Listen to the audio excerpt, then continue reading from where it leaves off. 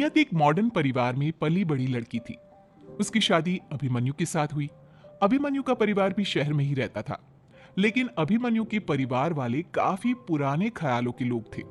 अभिमन्यु के परिवार में अभिमन्यु की माँ उर्मिला के साथ साथ अभिमन्यु की दादी भी रहा करती थी। अभिमन्यु की माँ और उसकी दादी दोनों ही काफी पुराने ख्यालों की थी। नियति एक ऑफिस में अच्छी नौकरी किया करती थी। उसे रोज सुबह ऑफिस जाना होता था। एक दिन ऑफिस जाने से पहले, मम्मी जी आज मेरे ऑफिस में एक बहुत जरूरी मीटिंग है, मुझे थोड़ा जल्दी जाना होगा। ठीक है बहू, जल्दी जाना है तो कोई बात नहीं, पर ये बता कि खाने की पूरी तैयारी करके जा रही है या नहीं।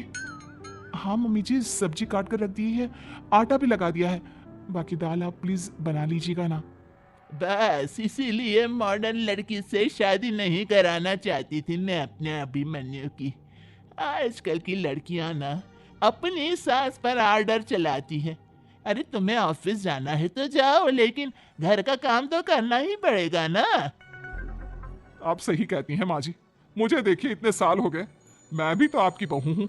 मजाल जो घर का काम किए बिना इस घर से कदम भी बाहर रख दूं। आई एम सॉरी मम्मी जी, लेकिन आप जॉब नहीं करती ना, प्लीज मुझे जाने दीजिए, मेरी बहुत जरूरी मीटिंग है, बाहर से क्लाइंट आ रहा है, मैं शाम को आकर सारा काम कर दूंगी। अच्छा ठीक है, लेकिन आगे से ध्यान रखना, इस तरह की लापरवाही मेरे घर में नहीं चलेगी। अरे मम्मी, आपको तो पता है ना नियति जॉब करती है, ये कोई नई बात थोड़ी ना है। जाने दीजिए उसे, वैसे भी सारा काम तो कर चुकी है। देखा, अब ये भी अपनी बीवी की जुबान बोलने लगा। आजकल के लड़के भी ना बीवी आई नहीं और बस उसी के पल्लू से बंधे रहना चाहते हैं। अरे जाओ भाई जाओ, ऑफिस जाओ। शाम को नियति ऑफिस से लौट कर आती है। आ गई महारानी, आप जा करके बना लो खाना, सुबह का काम तो मैंने कर ही लिया था। आप जल्दी से करो वरना तुम्हारी दादी बहुत नाराज हो जाएगी। हाँ मम्मी जी, बस 2 मिनट, पेट में बहुत दर्द हो रहा है, अभी आकर किचन का काम करती हूँ, बस कपड़े चेंज कर लूँ। काम के नाम पर तुम्हारे पेट में दर्द होने लग जाता है। यह भी सही है भाई। नियति कपड़े चेंज करके रसोई में खाना बनाने के लिए घुस जाती है। ठीक उसी वक्त अभिमन्यु नियति को आवाज देता है। अरे नियति, अगर घर के काम से फ्री हो जाए तो बताना, पास वाले मंदिर चलकर आते हैं, बहुत दिनों से गया नहीं हूँ। तुम खाना बना लो, फिर साथ में चलते हैं। नहीं अभिमन्यु, आज मैं आपके साथ मंदिर नहीं चल सकती, फिर कभी चलते हैं। देख ले भाई, मॉडर्न बीवी एक बात नहीं मानती। दादी वो बात नहीं है, एक्चुअली मैं मंदिर नहीं जा सकती, मेरे पीरियड्स आए हुए हैं। हे राम, ये क्या गजब कर दिया तुमने। अगर ये बात थी तो फिर रसोई में क्या कर रही है। चल चले बाहर, निकल निकल बाहर। अरे पागल हो गई हो क्या बहू, अगर ये बात थी तो बताना चाहिए था ना। अब देखो मुझे पूरी रसोई को पवित्र करना पड़ेगा गंगा जल छिड़क के। जल्दी बताओ तुमने किस किस चीज को हाथ लगाया है। आप लोग ऐसे क्यों कर रहे हैं जैसे मैं कोई अछूत हूँ? खाना ही तो बना रही थी, कहा तो था आपसे कि पेट में दर्द हो रहा है। अरे तो मुझे क्या पता था कि इस वजह से पेट में दर्द हो रहा है, मुझे लगा ऑफिस में कुछ खाया होगा उल्टा सीधा। अब जा रसोई से बाहर जा और बाहर जाकर बैठ, और सुन ये अपनी प्लेट पकड़, वहां नीचे सामने जमीन पर बैठकर खाना, किसी को हाथ मत लगाना। लेकिन मम्मी जी हुआ क्या है, मैंने आखिर किया क्या है? अरे कैसी लड़की हैं, इतना भी नहीं समझती कि महीने के इन दिनों में रसोई के अंदर जाना मना होता है। लेकिन अगर मुझे कुछ खाने को चाहिएगा, पानी पीना होगा तो मुझसे कहना, मैं दे दूंगी। तुम्हारे बर्तन अलग रहेंगे, और हाँ अपने बेडरूम में बेड पर मत सोना। अभिमन्यु के पास सोने की कोई जरूरत नहीं है, 3-4 दिन जमीन पर बिस्तर लगाकर सोना। अरे ये क्या बात हुई, मेरे पेट में दर्द हो रहा है, मेरी बैक में पेन हो रहा है, इस टाइम पे तो मुझे बेड पर सोने की ज्यादा जरूरत है, आराम की जरूरत है, और आप लोग कह रहे हैं कि मुझे जमीन पर बैठना है, जमीन पर सोना है। अभिमन्यु क्या हो रहा है ये सब? देखो नियति, मैं इस बारे में कुछ नहीं कर सकता यार, प्लीज समझ जाओ ना। नियति खाना खाकर अपने कमरे में आती है और चुपचाप जमीन पर सोने लगती है। नियति अपने सास की बातें सुनकर बहुत दुखी थी। अभिमन्यु ये क्या तरीका है, अब मुझे बार बार पीने का पानी भी मम्मी जी से मांगना होगा। उसकी कोई जरूरत नहीं है, ये जग में भर के पानी मैंने यहाँ पर रख दिया है, तुम ये पी लो, और कुछ भी चाहिए तो प्लीज मुझे बता देना।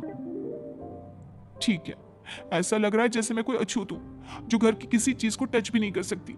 मंदिर में नहीं जाते ये तो मैंने सुना था, लेकिन घर के अंदर इस तरह से रहना, ये सब मुझे बिल्कुल पता नहीं था। अगली सुबह नियति तैयार होकर अपने कमरे से बाहर आती है। वापस जाओ अपने कमरे में जाओ। आंखें बंद करो जल्दी से अपनी। क्या हुआ दादी, आप यहाँ आंगन में बैठकर कपड़े चेंज कर रही हैं क्या, जो मुझे आंख बंद करने के लिए कह रही हैं? अरे मुझसे मजाक करने की जरूरत नहीं है। देखती नहीं तेरी सास आंगन में अचार बना रही है। हाँ तो ठीक है ना दादी, मैं कौन सा मम्मी जी का अचार लेकर भाग रही हूँ।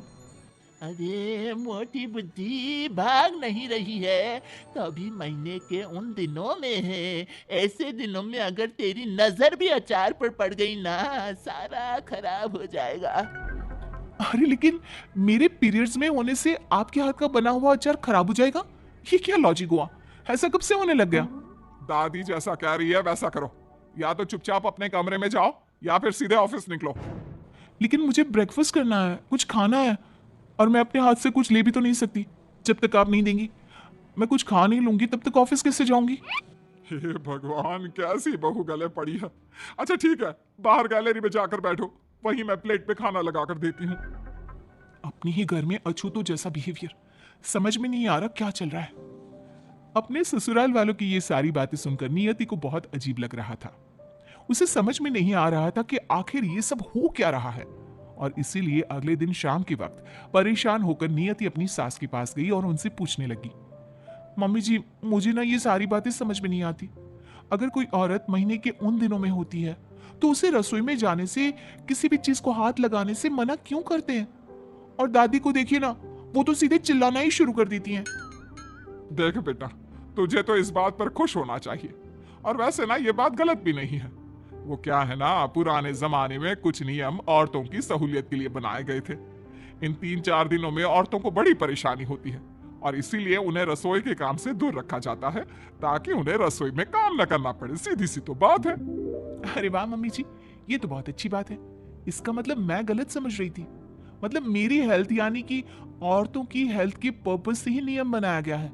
और नहीं तो क्या, मैं दादी के सामने तुझे कुछ कह नहीं सकती ना, इसलिए तुझे ये बात समझा नहीं पाई, पर अब तो समझ में आ गया ना। अब कुछ दिनों बाद सब कुछ पहले जैसा हो गया। इसी तरह समय बीता और कुछ महीनों बाद अचानक से उर्मिला की तबीयत बहुत खराब हो जाती है। दादी की उम्र बहुत ज्यादा थी, वो वैसे भी घर का कोई काम नहीं करती थी, और नियति एक बार फिर से अपनी पीरियड्स में हो गई थी। अब उसके सामने प्रॉब्लम ये थी कि घर का काम कौन करेगा। अब जमाने के हिसाब से पुराने नियमों को भी बदल देना चाहिए।